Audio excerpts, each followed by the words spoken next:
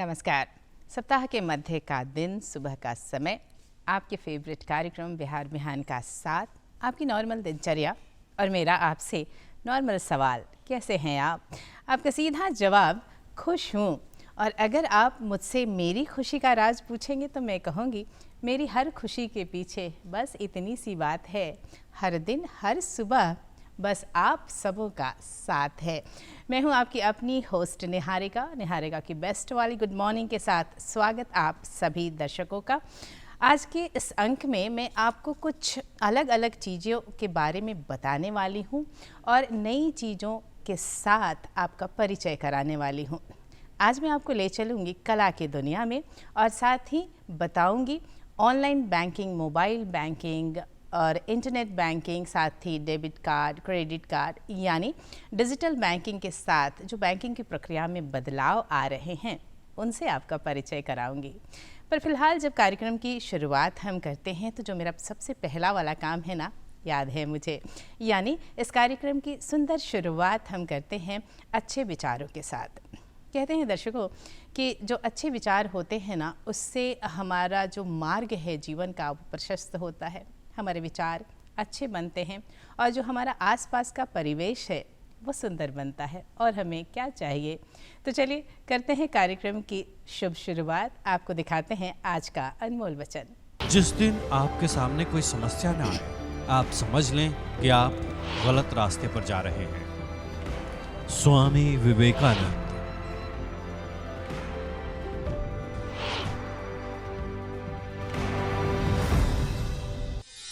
और अब बारी मेहमान से मुलाकात की। दर्शकों, आज के जो हमारे पहले मेहमान हैं, आज मुलाकात करवाएंगे एक कलाकार से जिन्होंने बाल्य अवस्था से ही कला के प्रति लगाव रखा।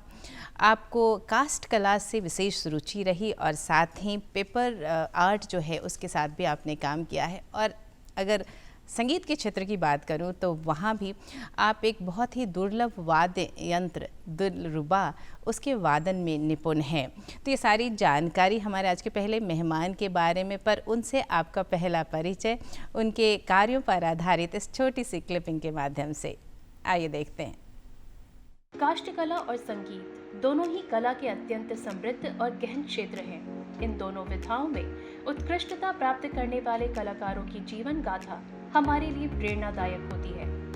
काष्ठ कला लकड़ी से बनी कलाकृतियों या शिल्प कला को कहा जाता है। इसमें लकड़ी पर नक्काशी, मूर्ति कला और सजावटी वस्तुएं बनाना शामिल होता है।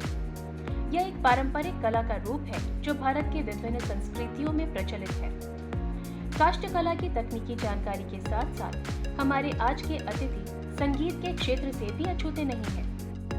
संगीत की बात करें तो हमारे अतिथि ने शास्त्रीय संगीत की शिक्षा के साथ साथ देश के विभिन्न छोटे बड़े मंचों पर विलुप्त प्राय दिलरुबा वादन की प्रस्तुति कर उसे जीवंत रखा है। इन दोनों विधाओं में नाम और राज्य स्तरीय प्रसिद्धि प्राप्त करने वाले श्री धर्मवीर कुमार शर्मा हैं। आपका जन्म बिहार के वैशाली जिले में 4 मार्च 1997 को हुआ। इन्हें अपने पूर्वजों से कला विरासत में मिली है। इनके दादा शिल्पकला और पिता काष्ठ कला के कलाकारों में स्थान रखते थे। इन्होंने अपनी प्रारंभिक शिक्षा गोदाम पोखर रजौली से प्राप्त की। उच्च विद्यालय सेंदुआरी से मैट्रिक की परीक्षा पास की। संगीत विषय से स्नातक की परीक्षा पास करने के साथ ही साथ 2014 से शास्त्रीय संगीत की भी शिक्षा प्राप्त की। विलुप्त प्राय वाद्य यंत्र दिलरुबा की शिक्षा पंजाब के प्रसिद्ध गुरु से प्राप्त की। बचपन से ही कला के माहौल में पले बढ़े आपने कला व साहित्य के साथ खुद को जोड़ कर रखा है। आपकी जिला व राज्य स्तरीय उपलब्धियां पिछले 9 वर्षों से अनवरत रूप से सम्मान प्राप्त करती रही है।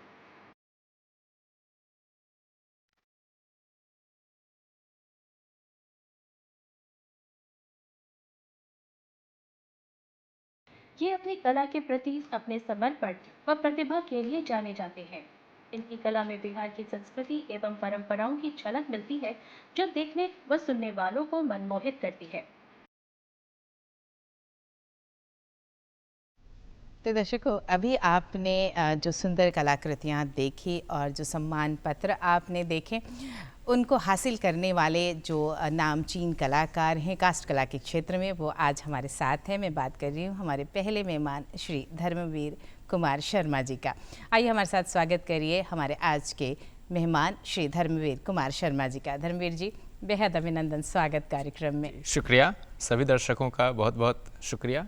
बहुत अच्छा लगता है जब एक कलाकार से मुलाकात होती है, क्योंकि कला शायद एक ऐसी सौगात है जो हर किसी के पास नहीं होती। ईश्वर किसी विशेष व्यक्ति को चुनता है और वो कला उसके पास आती है। हमारे दर्शकों को हमने दिखाया आपके काम कार्यों पर आधारित एक छोटी सी स्टोरी हमने दिखाई, क्या क्या उपलब्धियां आपने हासिल की है वो बताया, पर जो ये जर्नी रही, कला से जो जुड़ाव रहा, शुरुआत कहाँ से हुई धर्मवीर जी? मुझे लगता है कि कलाकार बनाया नहीं जा सकता है, कलाकार को ऊपर वाले भेजते हैं बनाकर और उसको बस तराशने की ज़रूरत होती है। तो मेरा जो शुरुआत रहा, शुरुआत में मेरे दादाजी कास्ट कला के क्षेत्र में बहुत ही प्रसिद्ध कलाकार हुआ करते थे अपने ज़माने में। तो कहीं ना कहीं ये जो है वो परंपरागत है, पीढ़ी दर पीढ़ी जो है वो मेरे ख़ानदान से ये चीज़ें मुझे प्राप्त हुई हैं। दादाजी के बाद मेरे जो चाचा लोग थे, बड़े पापा थे, उन लोगों में फिर मेरे पापा थे, तो दादाजी से पापा सीखे और फिर पापा को जब मैं देखता था करते हुए, तो चूँकि माहौल घर में वैसा था, तो माहौल जब उस तरीके का होता है तो जो कुछ छोटा बच्चा होता है तो कहीं ना कहीं वो भी जो है ना उस माहौल में ढल जाता है और बिना प्रशिक्षण का ही कहीं से उस माहौल के अनुसार वो कुछ चीज़ों को गढ़ने लगता है। तो कुल मिलाकर कहें तो मेरा जो है वो पारंपरिक है, दादा जी से पापा जी और फिर पापा जी को देखते देखते मैं इस कला को सीखा।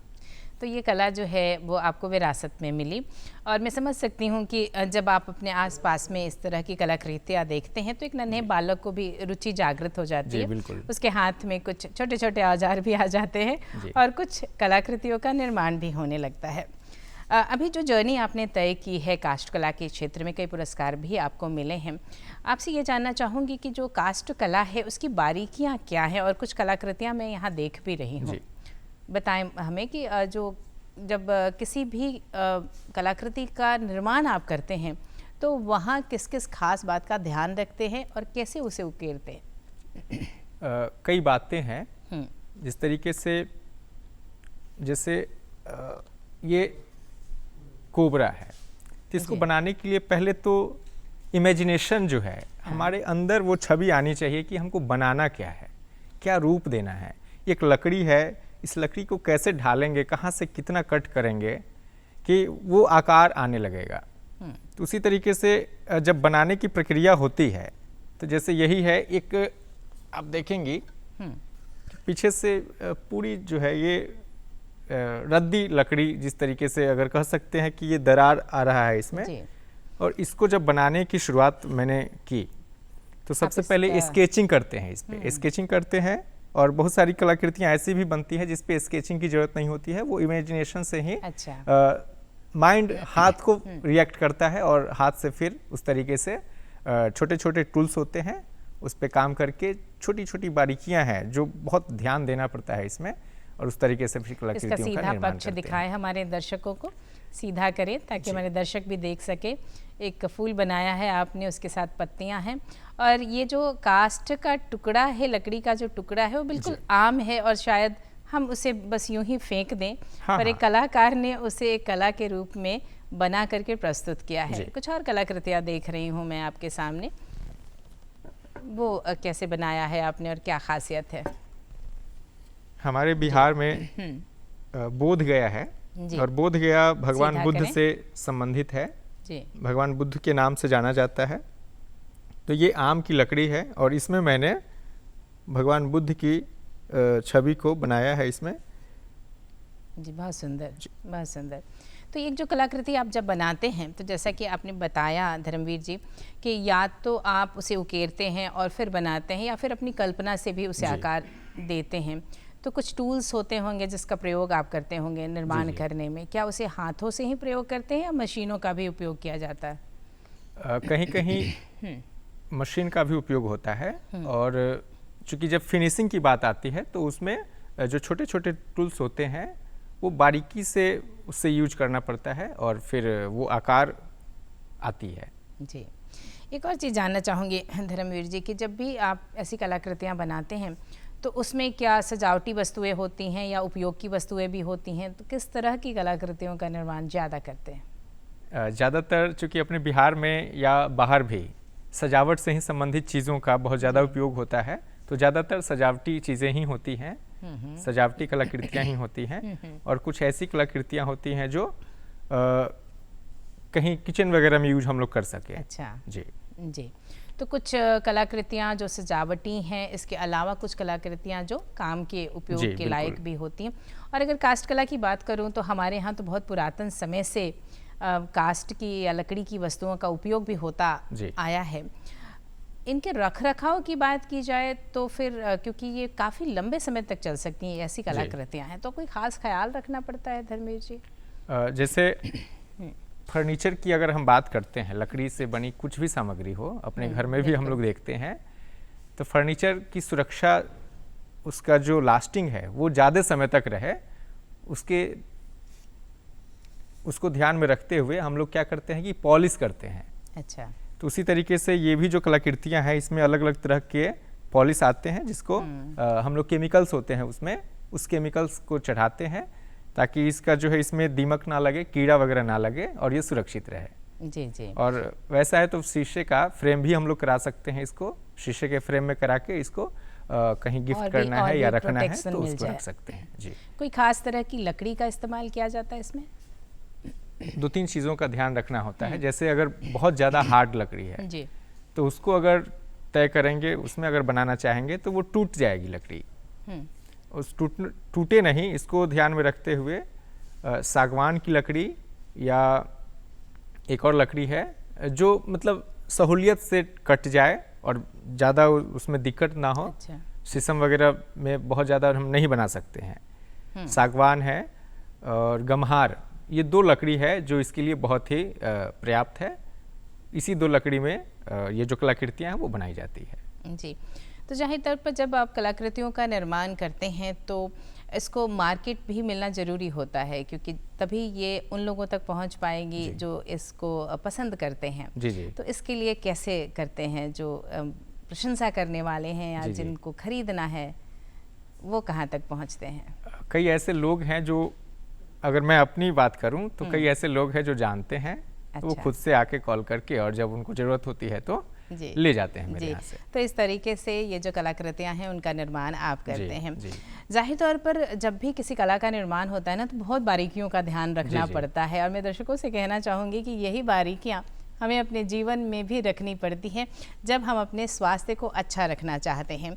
अब ये बारीकियाँ महत्व रखती हैं और इन बारीकियों में एक बारीकी या मैं कहूँ कि उस ओर सोचना बहुत ज़रूरी है, और वो है योग को अपने जीवन में शामिल करना। फिलहाल वक्त है आपको योग बिहान दिखाने का। आइए देखते हैं क्या है आज का नया आसन।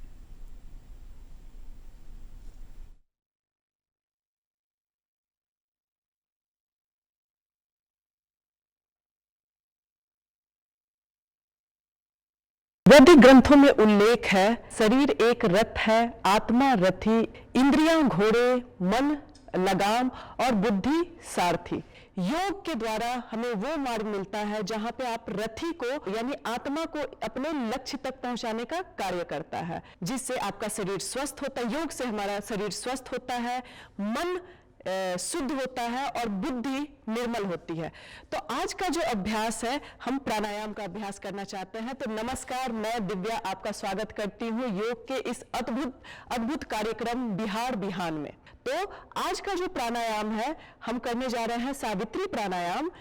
तो इस प्राणायाम को करने से पहले मैं लाभ बता देती हूँ। जैसे ही हम सांस लेते हैं हमारा डायफ्राम खुलता है और उसका प्रेशर हमारे लीवर पर, स्टमक पर, स्प्लीन पर, इंटेस्टाइन पे पड़ता है, मसाज होता है। और सांस खाली करते हैं तो हमारे लंग्स पर और हार्ट का मसाज होता है। तो सावित्री प्राणायाम के लिए सबसे पहले हम बैठ जाते हैं वज्रासन में। वे दोनों पैरों को मोड़ लेंगे और दोनों अंगूठा को आपस में सटा लेंगे, एड़ियां खुली हुई हो और आपका नितंब बीच में हो। दोनों हाथ कमर पर, जैसे ही हम हाथ कमर पर रखते हैं हमारा लंग्स पूरा खुल जाता है। अब क्या करना है, सांस को इनहेल करेंगे, सांस को लेंगे, 4 की गिनती तक सांस लेंगे और 4 की गिनती तक होल्ड करेंगे, रोकेंगे सांसों को, 4 की गिनती तक खाली करेंगे और 2 की गिनती तक होल्ड करेंगे। ध्यान रहे, हाई ब्लड प्रेशर वाले ज्यादा इसे होल्ड नहीं करेंगे, ना हार्ट पेशेंट वाले इसे होल्ड करेंगे। तो शुरू करते हैं सावित्री प्राणायाम। दोनों हाथ आपके कमर पर, धीरे से आंखों को बंद कर लेंगे,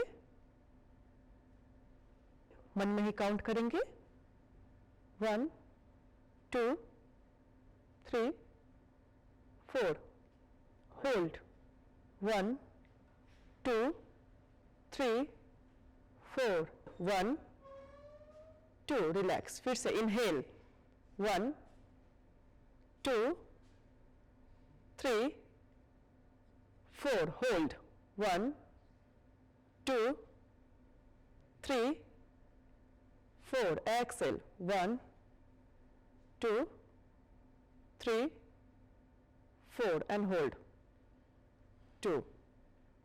अब धीरे से आंखों को खोल लेंगे एंड रिलैक्स। इसे हम 5 बार हर दिन कर सकते हैं। हम 1 मिनट में 15 से 18 बार सांस लेते हैं, लेकिन जैसे ही हम लोग सावित्री प्राणायाम करते हैं तो हम 1 मिनट में 8 से 7 बार 8 बार सांस ही ले पाते हैं, जिसके कारण क्या होता है कि लंग्स की कैपेसिटी आपकी बढ़ती है, लंग्स मजबूत होता है, लंग्स का एक्सरसाइज होता है और आपका पूरे बॉडी में सर्कुलेशन अच्छे से होता है, हर सेल तक ऑक्सीजन की भरपूर मात्रा पहुंचती है। Thank you. आज के लिए बस इतना ही, मिलते हैं अगले सेशन में। तब तक के लिए मुझे अलविदा दीजिए मुझे। Thank you.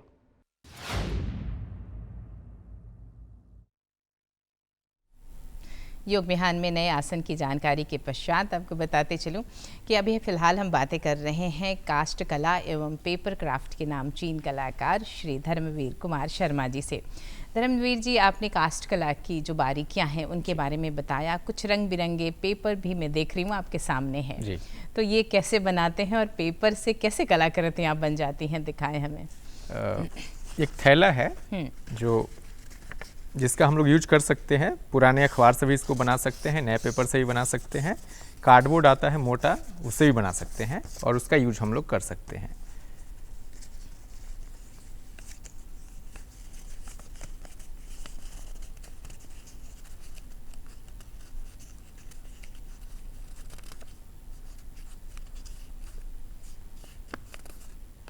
फोल्ड्स के साथ आप काम कर रहे हैं ना जी।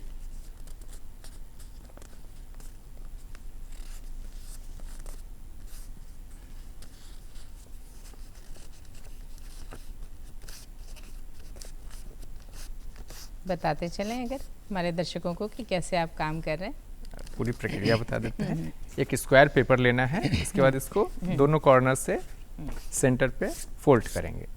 इसके बाद ये कॉर्नर को इसके सेंटर पे लाएंगे, फिर दूसरे कॉर्नर को लाएंगे और दोनों का जो लाइन है वो मिलना चाहिए। इसको मिलाने के बाद इसको भी फोल्ड करेंगे, फिर इसका जो ऊपर का हिस्सा है इसको नीचे लाएंगे उसी लाइन के सहारे, फिर दूसरे तरफ से भी।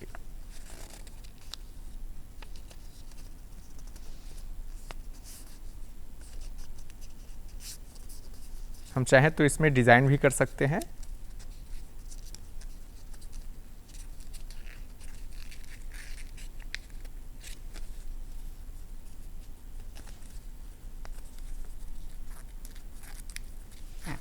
इसको और सजा भी सकते हैं अलग अलग कलर मैं जो देख पा रही हूँ, तो ये जो प्रक्रिया आपने बताई ना, छोटे से कागज के माध्यम से आप बहुत कुछ बना सकते हैं और जो बस आपने फोल्ड किया और ये थैला का निर्माण हो गया।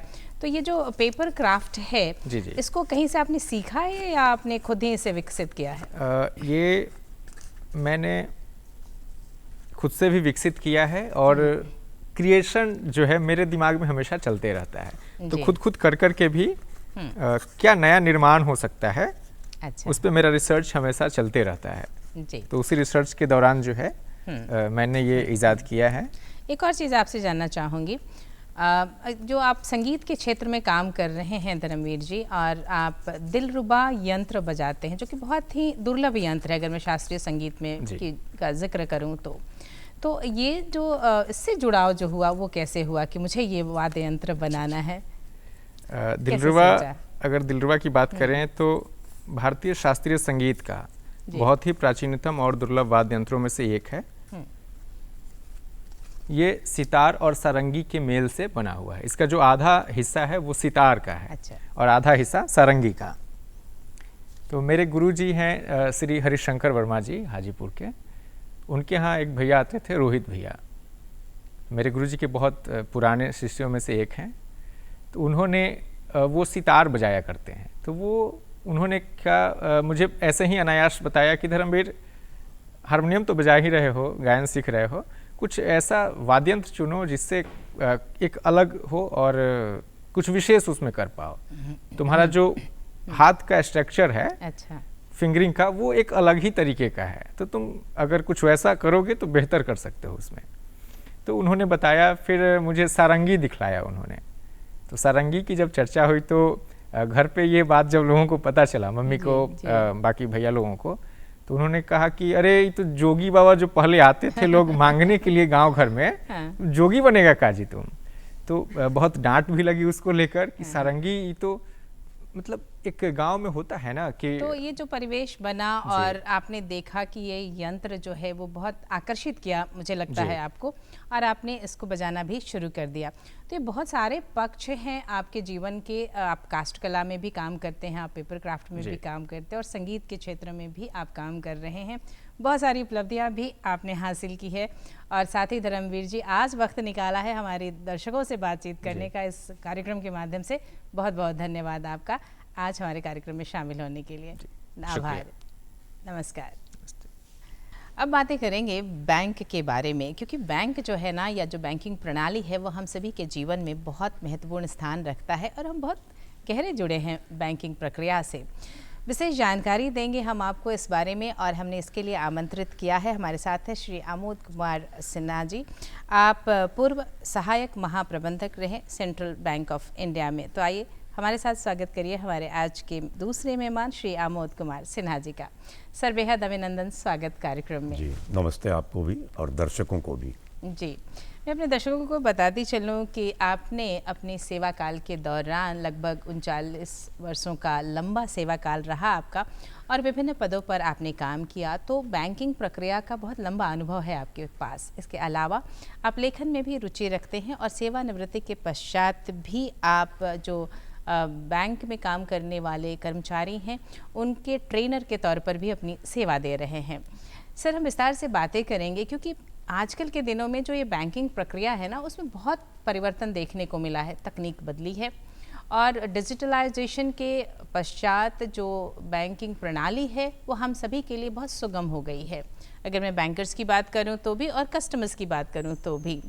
अपने दर्शकों को फिलहाल हम दिखाना चाहेंगे, बातचीत की शुरुआत करने से पहले आपको दिखाना चाहेंगे इसी विषय पर आधारित एक सॉफ्ट स्टोरी, बैंकिंग प्रक्रियाओं का डिजिटलीकरण। थोड़ी जानकारी सर्वप्रथम, उसके पश्चात बातचीत की शुरुआत। आइए देखते हैं इस विषय पर ये सॉफ्ट स्टोरी।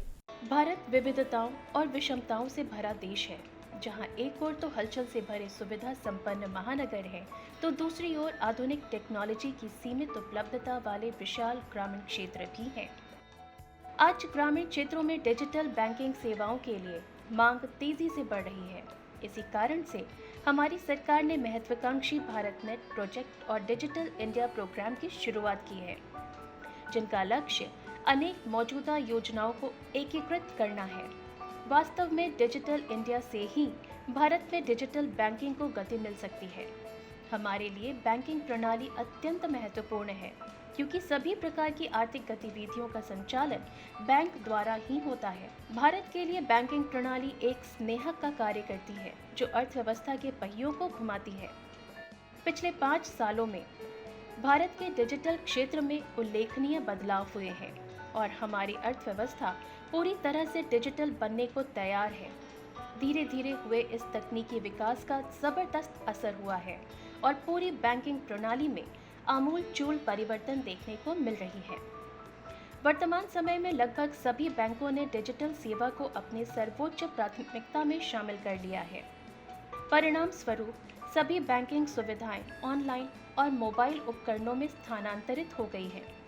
ग्राहकों को बैंकों की शाखाओं में जाने की जरूरत नहीं होती।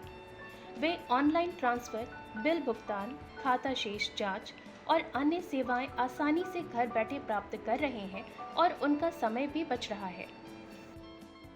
अगर हम डिजिटल बैंकिंग के इतिहास की बात करें तो यह 1960 के दशक में एटीएम और कार्ड के आगमन के साथ शुरू हुआ। 1990 के दशक में इंटरनेट के व्यापक रूप से उपलब्ध होने के साथ ऑनलाइन बैंकिंग आम बात हो गई। 2000 के दशक के शुरुआत में ब्रॉडबैंड और ई-कॉमर्स सिस्टम में सुधार के कारण आधुनिक डिजिटल बैंकिंग का प्रसार हुआ। आगे स्मार्टफोन के बढ़ते उपयोग ने एटीएम मशीनों के बड़े चलते चलते लेन देन के दरवाजे सभी लोगों के लिए खोल दिए। डिजिटल बैंकिंग की प्रसिद्ध सुविधाओं में ATM, tally banking, ECS, smart card, electronic fund transfer, mobile banking, internet banking आदि प्रमुख हैं। डिजिटल बैंकिंग आज लोगों के लिए वरदान साबित हो रही है। आज लोगों को रिचार्ज कराने, स्कूल फीस, इलेक्ट्रिक बिल, पानी बिल, गैस बिल या अन्य किसी तरह का भुगतान करने के लिए घंटों लाइन में नहीं लगना पड़ता। अब मोबाइल और इंटरनेट के इस्तेमाल से एक क्लिक पर घर बैठे सभी तरह का भुगतान संभव हो गया है। डिजिटल बैंकिंग उपभोक्ताओं को अब 24/7 बैंकिंग सुविधा उपलब्ध है। रिकॉर्ड के निगरानी के लिए आप किसी भी समय अपने खाता में लॉगिन कर सकते हैं और अपनी खाता संबंधी अधिकतम जानकारी प्राप्त कर सकते हैं। डिजिटल बैंकिंग में उन्नत सुरक्षा तंत्र जैसे मल्टी फैक्टर ऑथेंटिकेशन और एन्क्रिप्शन का उपयोग किया जाता है। ये उपाय वित्तीय डेटा को सुरक्षित रखते हैं और धोखाधड़ी के जोखिम को कम करते हैं। आज ग्रामीण आबादी को डिजिटल बैंकिंग सेवाओं का अत्यधिक फायदा मिल रहा है। अब तमाम तरह के सरकारी योजनाओं का लाभ सीधे उनके खाता तक पहुंच रहा है। जन धन योजना ने भारत में प्रत्येक लोगों तक बैंकिंग सुविधा को पहुंचा दिया है। विशेषकर भीतरी ग्रामीण इलाकों में यह असर ज्यादा स्पष्ट है, जहां परंपरागत बैंकिंग सेवाएं लंबे समय से अवरोधों का सामना कर रही थी। डिजिटल बैंकिंग सेवाएं लोगों को बचत करने, निवेश करने और अपने वित्त को कुशलतापूर्वक मैनेज करने की शक्ति प्रदान करती है। ऋण और बीमा उत्पादों की सुलभता अप्रत्याशित परिस्थितियों में सुरक्षा प्रदान करती है, उद्यमिता की भावना पैदा करती है और ग्रामीण क्षेत्रों में आर्थिक वृद्धि को प्रोत्साहित करती है। बहुत सारी ऑनलाइन सुविधा जैसे शॉपिंग करना, बस रेल का टिकट, जीवन बीमा, वाहन बीमा, टैक्स का भुगतान, जमीन के लगान का भुगतान या कोई भी रसीद कटवाना हो, अब घर बैठे कर सकते हैं। आज हमारे देश में 70 से 80% तक लेन देन डिजिटल बैंकिंग के माध्यम से हो रहा है। इसने आम लोगों के जीवन को सरल बना दिया है। बैंकिंग प्रणाली का डिजिटलीकरण वित्तीय सेवाओं को अधिक सुलभ, सुरक्षित और प्रभावी बनाने में महत्वपूर्ण भूमिका निभा रहा है। इसके लाभ स्पष्ट हैं, लेकिन साथ ही इसके कुछ चुनौतीपूर्ण पहलू भी हैं, जैसे डिजिटल साक्षरता की कमी, साइबर क्राइम, तकनीक की कमी, जिनका समाधान आवश्यक है। भविष्य में जैसे जैसे तकनीकी नवाचारों में वृद्धि होगी, डिजिटलीकरण बैंकिंग क्षेत्र को और अधिक उन्नत और ग्राहकों के लिए अनुकूल बनाएगा।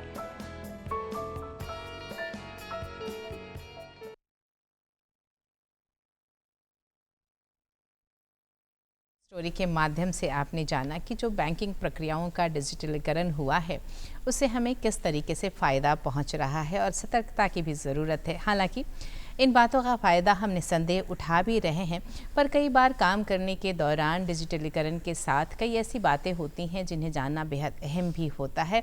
और आज कार्यक्रम में हमारे साथ एक ऐसे मेहमान उपस्थित हैं जिन्होंने इस प्रक्रिया को बदलते हुए देखा है और इस प्रक्रिया के हर पक्ष से उनका परिचय है। पुनः स्वागत करना चाहूँगी आज के हमारे दूसरे मेहमान श्री आमोद कुमार सिन्हा जी का। आप पूर्व सहायक महाप्रबंधक central bank of India. Sir, अगर मैं बातें करूं डिजिटलीकरण के बारे में, तो ये एक बहुत ही व्यापक शब्द है। जी। और जैसे आमतौर की बोलचाल की भाषा में जब हम डिजिटलीकरण कहते हैं तो पहला जो जवाब आता है वो होता है ऑनलाइन बैंकिंग, हम इंटरनेट बैंकिंग कर रहे हैं। लेकिन अगर इसके विस्तारित रूप को देखें तो एक बहुत ही व्यापक शब्द जी, है। बिल्कुल। क्या बताना चाहेंगे इस क्षेत्र में? जी, ये बहुत ही व्यापक शब्द है और ऑनलाइन बैंकिंग जो है इसका एक आयाम है। ये एक बहुआयामी हम कह सकते हैं एक पद्धति है डिजिटल बैंकिंग की। तो इसका एक आयाम है ऑनलाइन बैंकिंग, लेकिन इसमें मोबाइल बैंकिंग भी आता है। इसमें हमारा यूपीआई के माध्यम से जो पेमेंट करते हैं हम, जिसको यूनिफाइड पेमेंट इंटरफेस बोलते हैं हम लोग, जैसे गूगल पे ये सब आता है जो, तो हम ये भी चीज़ें इसी में आती हैं। और इसका एक सबसे बड़ा जो फ़ायदा है वो हमारे ग्राहकों को तो मिल ही रहा है कि ग्राहकों के लिए बैंकिंग की जो सेवा है वो अत्यंत सुलभ हो गई है। वो घर बैठे बैठे सारी बैंकिंग कर ले रहे हैं। बैंकों को भी बहुत फ़ायदा हुआ है इसमें, क्योंकि बैंकों का जो कामकाज था पहले वो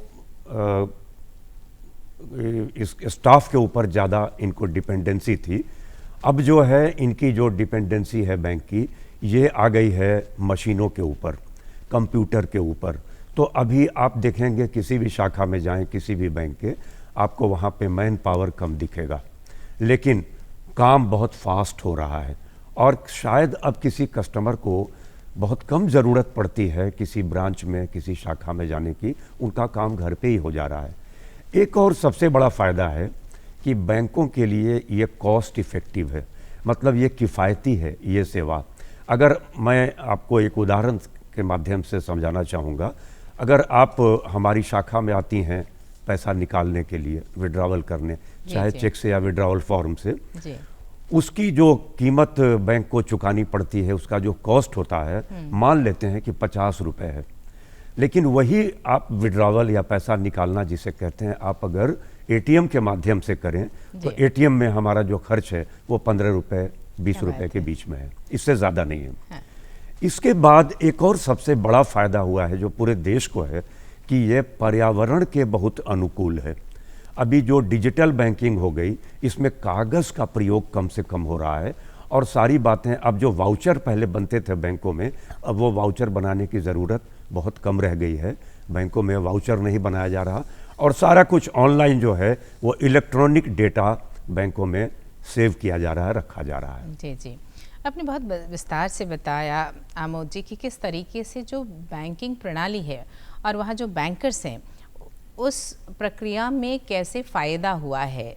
लेकिन एक दूसरा पक्ष जो है वो कस्टमर का पक्ष है, जो आम जनता है उसकी जो काम करने या बैंकिंग सेवा लेने की जो अवधि है वो भी बहुत कम हो गई है। आपने बैंकिंग प्रक्रिया के बारे में बताया कि कैसे सरल हो गई, जो बैंकर्स हैं उन्हें क्या फ़ायदा हो रहा है। इसके अलावा जो कस्टमर्स हैं, जो आम जनता है, उनके लिए भी प्रक्रिया बहुत सरल हो गई है और बहुत सारे फ़ायदे भी निकल करके आ रहे हैं।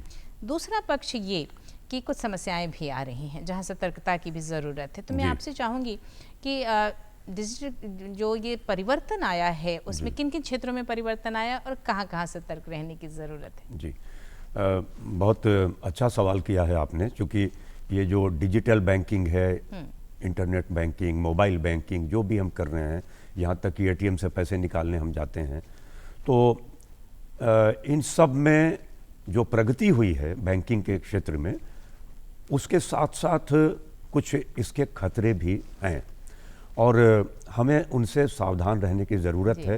क्योंकि आप देखती होंगी अक्सर मीडिया में आता है, अखबारों में भी रोज़ सुर्खियां बनी होती हैं कि इतने ठग लिए फलाने, साइबर क्राइम के माध्यम से इतने पैसे लूट लिए उनसे। तो लोगों को कुछ जो ऐसी सावधानियां हैं वो बरतनी चाहिए। मैं आपको बताना चाहूँगा, सबसे पहले तो क्या है, अभी सबके हाथ में मोबाइल है, आप देखेंगी, और सबकी शुरुआत जो होती है सुबह की वो मोबाइल से ही होती है। तो मोबाइल में आप देखेंगे दिन भर कुछ न कुछ मैसेज आते रहते हैं। कुछ ऐसे मैसेज भी होते हैं जिसमें कुछ लिंक होते हैं, उसको कहा जाता है आप इस पर क्लिक करिए, इसको डाउनलोड करिए। तो सबसे पहली बात जो मैं बताना चाहूँगा, कभी भी किसी भी अनजान लिंक के ऊपर आप क्लिक मत करिए और कभी किसी लिंक के या किसी मैसेज के आधार पे आप कोई चीज़ डाउनलोड मत करिए। उसकी जो सत्यता है, उसकी जो वेरासिटी है, उसको देख लीजिए, वो सही है गलत है। दूसरी बात कि आप जैसे एटीएम में लोग जाते हैं, एटीएम में कुछ बातों का ध्यान रखिए। आप एटीएम में जब अपना पासवर्ड डालते हैं जिस समय, आप देखिए आपके आसपास में कोई होना नहीं चाहिए। और आपको ये भी करना चाहिए जो सबसे उचित है कि आप जब पासवर्ड टाइप कर रहे हैं तो एक हाथ से आप कीबोर्ड को ढक लीजिए और ढक करके आप करिए। दूसरी बात कि कभी किसी ने आपसे कहा, टेलीफोन किया आपको, मोबाइल पे अक्सर कॉल भी आते हैं, कहा आपके पास कोई ओटीपी गया होगा, मैंने अपना ओटीपी डाला था, गलती से आपके पास चला गया, ओटीपी बता दीजिए। कभी नहीं ओटीपी अपने क्रेडिट कार्ड, डेबिट कार्ड का किसी प्रकार का डिटेल, उसका नंबर, खास करके सीवीवी, एक सीवीवी नंबर होता है जो आप देखेंगे क्रेडिट कार्ड और डेबिट कार्ड दोनों के पीछे होता है। ये नंबर बहुत ही महत्वपूर्ण नंबर है और इस नंबर को आपको कभी किसी को शेयर नहीं करना चाहिए। कोई अगर बैंक वाला बन के भी फ़ोन करे, क्योंकि जो फ्रॉड करने वाले लोग हैं, जो कपट करने वाले लोग हैं, वो बैंक वाला बन के फ़ोन करते हैं और बोलते हैं मैं फला बैंक से बोल रहा हूँ, आपका बंद होने वाला है कार्ड, जो है डेबिट कार्ड हो या क्रेडिट कार्ड, तो आप मुझे जल्दी से उसकी डिटेल बता दीजिए। तो कुछ ऐसी बातें हैं और भी बहुत सारे पॉइंट्स हैं जिसको आपको ध्यान में रखना है। तो आप साइबर क्राइम के खतरे से अपने खाते को और अपने आप को बचा सकते हैं। लोगों ने लाखों, एक एक आदमी ने करोड़ों गंवाए हैं साइबर क्राइम में। जी जी, तो ये तो आपने बताई सतर्कता की बातें, जहां हमें अलर्ट रहने की ज़रूरत है अगर हम इन सुविधाओं का उपयोग करते हैं, क्योंकि चीज़ें तो बहुत सरल हो गई हैं, लेकिन सतर्कता के साथ उपयोग करें तो हम सुरक्षित भी रह सकते हैं। इसके साथ ही साथ फाइनेंशियल लिटरेसी भी बहुत ज़रूरी है जब हम डिजिटलीकरण की बात करते हैं, क्योंकि गांव-गांव तक इसकी पहुंच हो रही है और ये बहुत फ़ायदेमंद भी है। सरकार की कई योजनाएं इसके माध्यम से आ रही हैं, उसके बारे में क्या बताना चाहेंगे? जी, ये देखिए सरकार की एक बहुत ही महत्वाकांक्षी योजना है जिसे हम हिंदी में बोलते हैं वित्तीय समावेशन, फाइनेंशियल इंक्लूजन।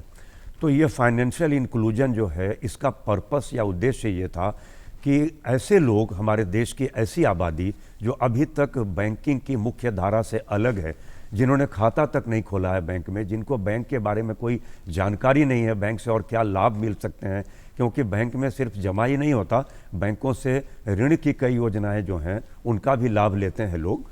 तो फाइनेंशियल लिटरेसी जो आपने ये वर्ड जो यूज़ किया, इसका मतलब यही है कि आपको बैंकिंग के बारे में आम जनता को आगाह करना, जागरूक करना और उनको बैंकिंग की मुख्य धारा में लाना। उनका अकाउंट नहीं है तो अकाउंट खोलना, इसमें हमारी जो प्रधानमंत्री जनधन योजना है इसका बहुत बड़ा योगदान है और पिछले 10 सालों में लगभग 52 करोड़ खाते खोले जा चुके हैं। आप जस्ट इमेजिन करिए कि 10 साल पहले तक 52 करोड़ लोग वंचित थे, उनके पास खाते नहीं थे।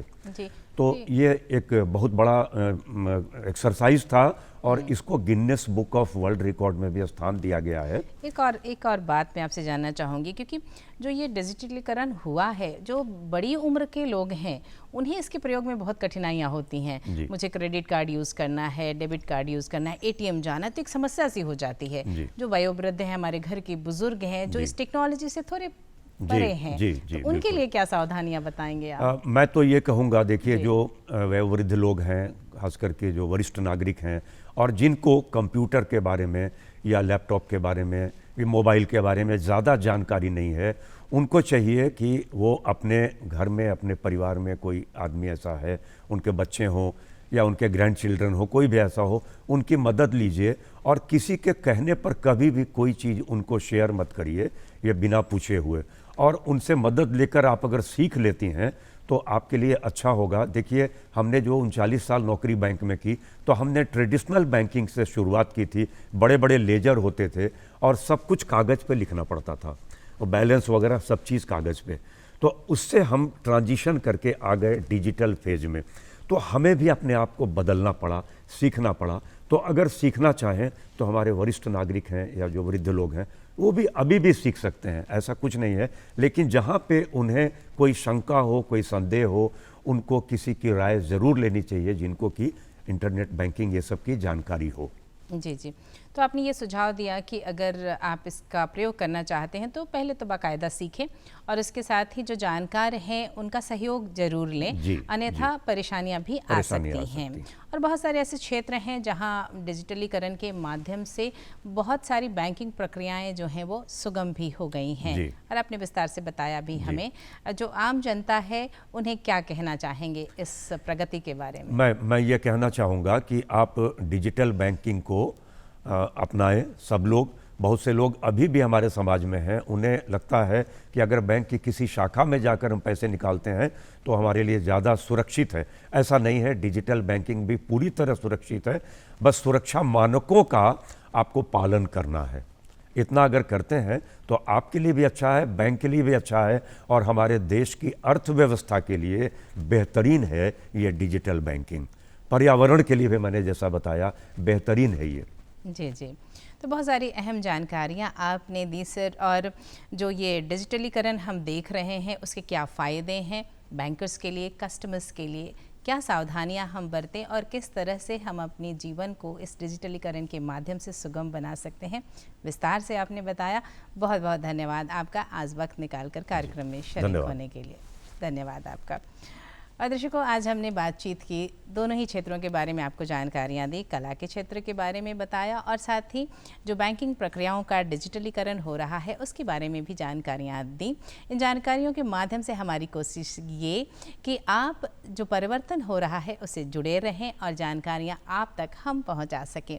इसके साथ ही कहना चाहूँगी कि आप क्या देखना चाहते हैं वो हम तक पहुँचना भी बेहद अहम है और इसके लिए आपको हमें ख़त लिखने होंगे, आपको हमें ईमेल भेजने होंगे और बस इसके लिए नोट करिए हमारा पता है कार्यक्रम बिहार बिहान, दूरदर्शन केंद्र, फ्रेजर रोड, पटना 800001। हमारा ईमेल आईडी है director.ddkpatna@gmail.com। निहारिका को दे अनुमति। Have a wonderful Wednesday. अपना ख्याल रखिएगा।